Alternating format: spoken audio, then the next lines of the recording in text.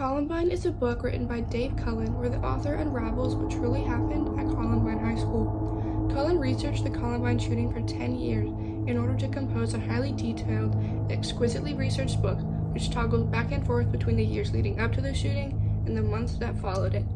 With the help of Eric Harris and Dylan Klebold's personal diaries and interviews with their friends, Cullen discusses what was going through their minds in the months and years before what was the worst school shooting of its time.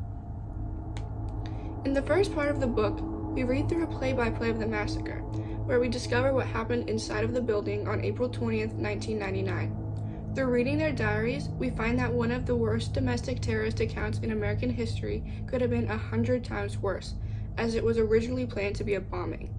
The boys wanted to have a death count higher than that of the Oklahoma City bombing and destroy the entire school.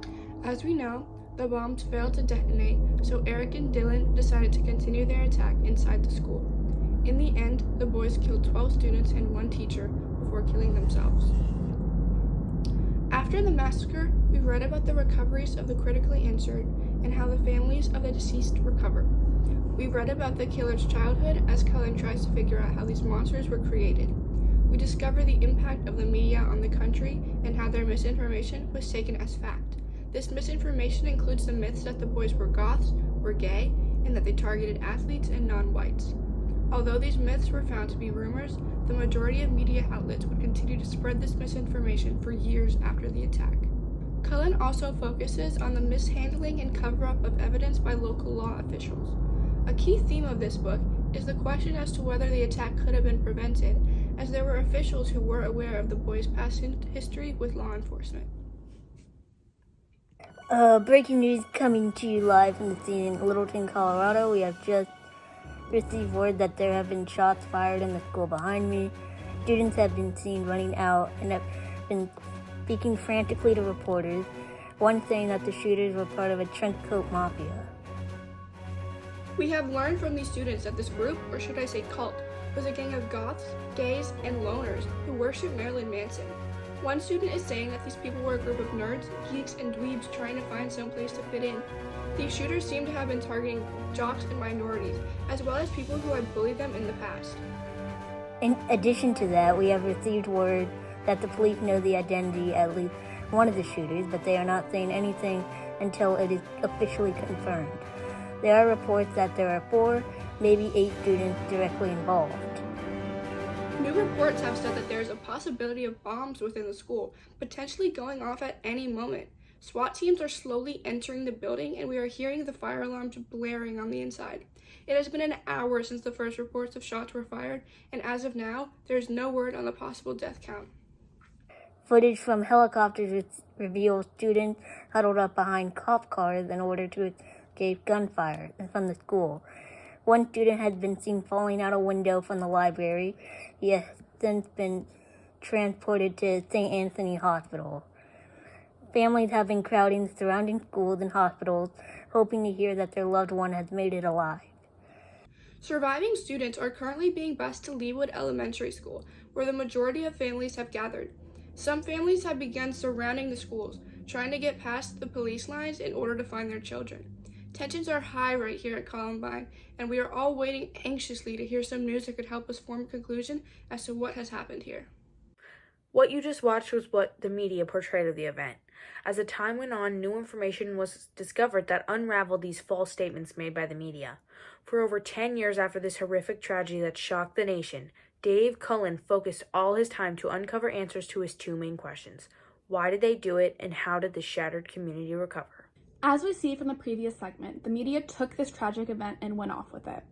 The media participated in a cycle where they would talk to students still fresh from this traumatic event and then publish whatever was said with no mind for investigating the matter further. Other people from Littleton would then see this information presented as fact, and then it would change their idea of what happened. So when they talked to the press again, the story would change even more. This careless journalism had widespread effects on the investigation and people's perspectives. The school shooting of Columbine High School consisted of 2 students, Eric Harris and Dylan Klebold, who planned the event months in advance. They had set up bombs both inside and outside the school to create a distraction and as much death and destruction as possible. While their plan did not play out as intended, they still took the lives of almost 20 students and staff and destroyed the lives of hundreds of others impacted by this day. Eric Harris and Dylan Klebold at first seemed to be normal students, but as Dave and Cullen continued to learn more about them, the warning signs began to reveal themselves. Eric was confident, well-liked by the girls at his school, and had many friends. No one suspected a thing because he was able to fake his true identity to everyone. Dylan was a quiet, smart, and driven student at school. No one suspected these boys could have done what they did. As Cullen's research continued, it was uncovered that months before this tragedy, Harris had been posting horrific and alarming comments on his personal webpage, both stating his feelings on the world, wanting to kill people, and even threatening other students directly. The police were informed about these threats, and they did nothing. An attempt to get a warrant was halted and never attempted again. Dylan Klebold, on the other hand, never shared these same feelings as Eric. He was depressed and wanting to commit suicide before this tragedy occurred. So I chose a passage from the chapter Arrest on page 199, and it reads, "Late in 1997, Eric took notice of school shooters. Every day, news broadcast stories of students shooting students or going on killing sprees," he wrote. He researched the possibilities for an English paper. Guns were cheap and readily available, he discovered. Gun Digest said you could get a Saturday night special for $69, and schools were easy targets. "It is just as easy to bring a loaded handgun to school as it is to bring a calculator," Eric wrote. "Ouch," his teacher responded in the margin. Overall, he rated it thorough and logical. Nice job. So I chose this quote in particular because of how concerning it is and sort of the juxtaposition of this of Eric writing about this terrible thing and his teacher just going, "Ouch." Thorough and logical. Nice job. So this whole chapter of Arrest talks about this behavior and the extensive criminal record of Dylan and Eric's troubling behavior. These boys had acted out numerous times, from a suspension for scratching a homophobic slur into a freshman's locker to breaking into a car and stealing hundreds of dollars worth of stuff. There were signs, but nothing ever came of it. Dylan went to counseling for his family's issues, but never his own. The thousands of papers and plans they had written down about the shooting and what they were going to do was not discovered until it was too late. This chapter, to me, shifted my thinking and just entirely. There were so many instances of concerning behavior, but nothing ever came of it. Mental health is a large theme of this novel, of how it affects people and those around them, and this chapter illustrates how these boys acted out, yet no one truly helped them. The most important themes that were reflected in this book are mental health and the media. The boys in this book that committed this heinous act had shown signs of mental health issues for years. As we know now, Eric Harris was a psychopath that had shown all these warning signs and had even made his feelings very vocal to his friends and family, which should have raised alarm in all of them. Dylan Klebold was extremely depressed and suicidal, writing in his journals, and all of his friends and family knew about it. If these boys had received adequate help or recognition of their issues, their lives and the people around them could have been completely different. Secondly, the media around this event caused irreparable damage to the community and to the healing of the victims. The media broadcasted false information as soon as 1 hour after the shooting began. To start off the chain of damage created by the media, they were broadcasting outside of the school while there were students inside and the shooters were at large. These broadcasts were then played on televisions inside the school for students to hear, confusing the students and staff that are trying to make it out alive. Additionally, the media took student stories and ran with them. 4 shooters in the building, their targeting of jocks and minority students, shooters' involvement with the Trenchcoat Mafia, and so many more lies made the investigation so much more difficult to finish. Hello, I will be covering a few of the characters that were mentioned in Columbine. Dr. Fusilier is one that is especially referenced in the book because he did a lot of work on determining the killer psychologies, and when the attack happened, he was head of the domestic terrorism unit at the FBI at the time, and his son was in the school during the attack, so you can imagine that was a very scary moment for a father, and he immediately offered up his service as a hostage negotiator. He did continue his work in the case to determine the boy's psychology, as I said before, and he researched a lot of their lives. Next up, Frank DeAngelis, or Mr. D. He was the administrator of Columbine High School at the time. He was a very uplifting teacher for the students before and after the attack. He did help some students hide and survive during it and after. He led a lot of services where people could come together and mourn.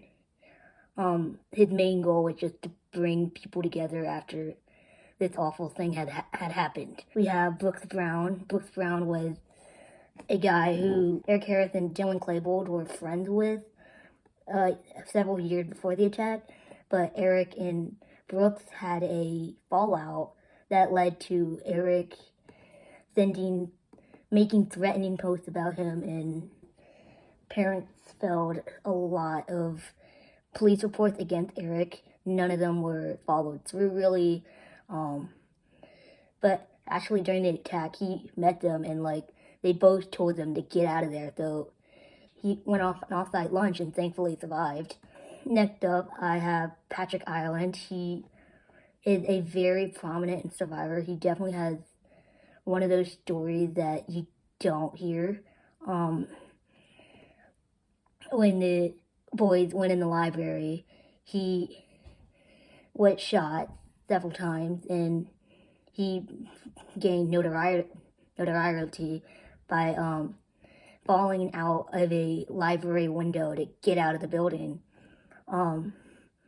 Unfortunately, he suffered a lot of really bad injuries, including spinal and brain damage, but thankfully he's healed from a lot of it, and till today he's very outspoken about what happened to him. Yeah, thank you. So for my rating and review, I would give this book an 8.5 or 9 out of 10. It is an incredibly well written and well thought out book. You get a very in-depth look into the boys, Dylan and Eric, as well as into the shooting itself. And for that reason, I actually would not actively recommend people to read this book. So it is full of graphic content. You read multiple people's last moments before they are shot to death.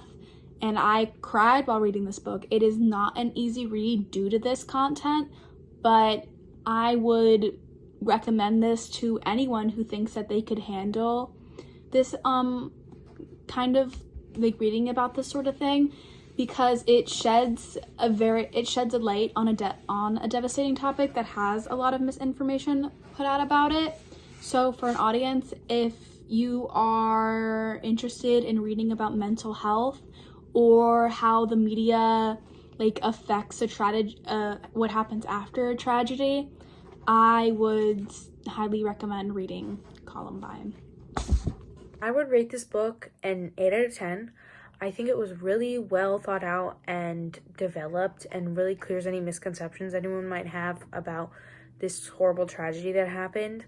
This book is definitely difficult to read. It's very sad and graphic at some points, but I think it's important for students and staff at schools to understand, and parents even, just to be aware of the people around you and surroundings, and recognize when people are struggling and to help them and do what you can, and don't just brush it off. This book does tend to repeat itself in some aspects, which can make it a little hard to read. For my rating and review of this book, I would give it a 7.5 or an 8 out of 10. I thought that the book was very thorough and informative, and I felt like I learned a lot. It was a very difficult and emotional read, as you are reading about real people's lives and how the victims recovered and how the families of the deceased recovered. And I just thought that it was hard to read, considering that the victims were all high schoolers just like us. I think that this book is important to read because it cleared up a lot of misinformation and gave a deep analysis as to what was happening before the massacre and how easily it could have been prevented as long as somebody cared enough to do something about the boys' behavior. Despite all of that, I would not recommend this book because of how emotional it was and how graphic it was at some times. As again, you are reading about real people's lives and the seconds leading up to their deaths, and it really affected me, so I would not recommend this book to people who can't handle it or to people like me. Other than the content within the book, I thought that it was really long, as it was around 600 pages total, and it was a lot longer than books that I usually enjoy reading. Some topics within the book were brought up multiple times, and I feel like it could have been condensed a little in order to make the book shorter and easier to read. I personally thought that the book was a very informative read, and definitely something to keep in mind when discussing different topics current to today. I would rate this book an 8 out of 10, and I definitely think if you're willing to read it, that it's a good book to read and understand.